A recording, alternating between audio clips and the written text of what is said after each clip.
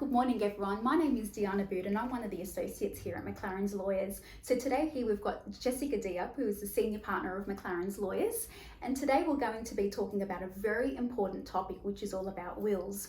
So a will is a document which sets out a person's testamentary intentions and operates upon death.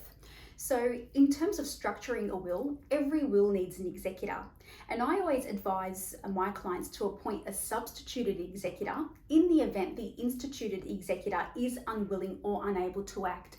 So when we use the terms unwilling or unable to act, that could either mean where the instituted executor has predeceased the testator, so in other words, the will maker, or the instituted executor has lost capacity and can no longer act. So therefore, that's when the substituted executor will need to step forward to carry out his or her affairs.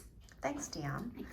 One of the things I'm worried about is what happens if my children are underage when I die? So in the event where a parent predeceases their children and they are quite young, the executors will need to set up a trust account, a bank account in relation to the estate. So it would be set up as in the estate of the deceased's name. And I always advise my clients to appoint a testamentary guardian. So a testamentary guardian is not so much where that guardian will be looking after the children. It's more about looking after the children in relation to the finance side of things, so in relation to the education, welfare, or maintenance in life. Thanks, Deane. And what happens if my adult children predecease me? Yes, so that's a question we get quite often. That's a question I get asked quite often. So the Section 41 subsection 2 of the Succession Act states, in the event a child predeceases their parent and they have children living at the date of their death, then their share goes on to their children. So in other words, the grandchildren. That's fantastic. So it's automatic then? Correct. In the event that you do not want that to happen, we will need to specify that in your will. Thanks.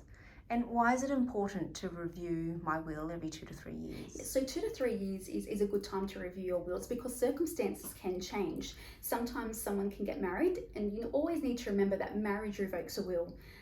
People may get divorced, have children over the years.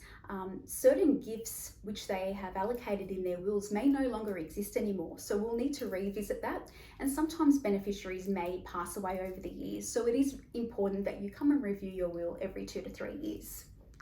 And what do you say to people who have homemade wills? Yep, so in my professional opinion, I would not recommend a homemade will.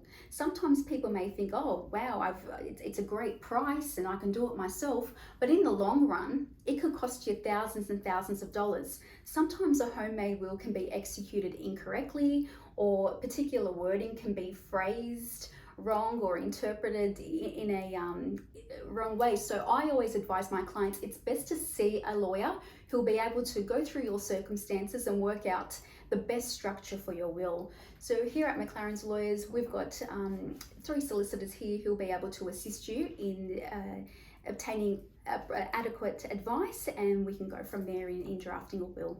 Thanks a lot, Deane. That was helpful. Thanks, Jessica.